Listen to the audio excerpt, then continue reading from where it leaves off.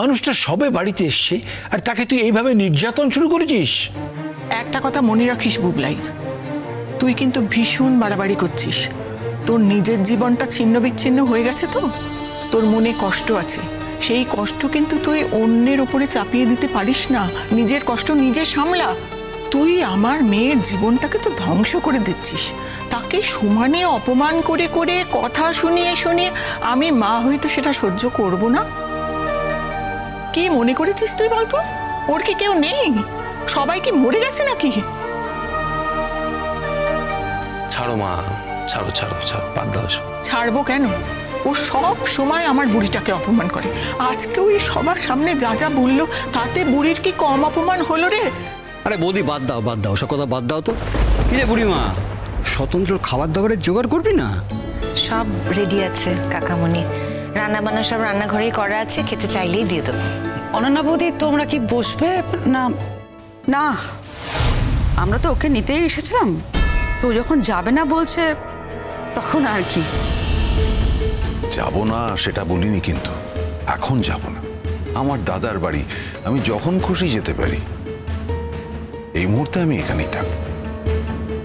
আমাদের আশাটা তাহলে বৃথা হলো। আমি জানি না তুমি কি বুঝছো ডল, কিন্তু তোমরা ধরে নিয়েছিলেই বা কেন যে তোমরা আসলেই আমি তোমাদের বাড়ি চলে যাব?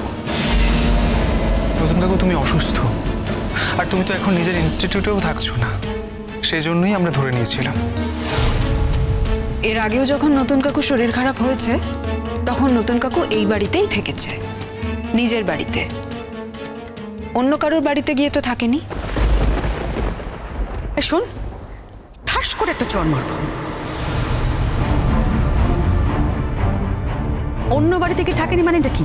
অন্য বাড়ি বলতে কি মিন করছিস? অন্য বাড়িটা কি? শোনো অনন্যা আন্টি, আমি তোমার ছেলে নই, আমি তোমার মেয়েও নই, আমি তোমার কোনো আত্মীয় নই, আমি তোমার কেউ হই না। সুতরাং আমাকে চড় মারবে এই কথাটা তুমি বলতে পারো না। আমাকে অসম্মান করার কোনো রাইট তোমার নেই। আশা করি কথাটা বুঝতে পেরেছো। আচ্ছা ঠিক আছে ঠিক আছে। এই দিদিয়া, বলছি বাড়ি চল, যাবি তো নাকি? হ্যাঁ যাব, তাছাড়া আর কি করবো, চল। হ্যাঁ মাসিমা, আসছি তাহলে আমরা। এসো, অসুস্থ হোক একবার না দেখা করে আসবে। আচ্ছা মাসিমা, সেটাও কি আপনারা বলে দেবেন? এই কথাটুকু তো বলতেই পারি, একটা অসুস্থ মানুষকে টানাটানি করে তোমার লাভ কি?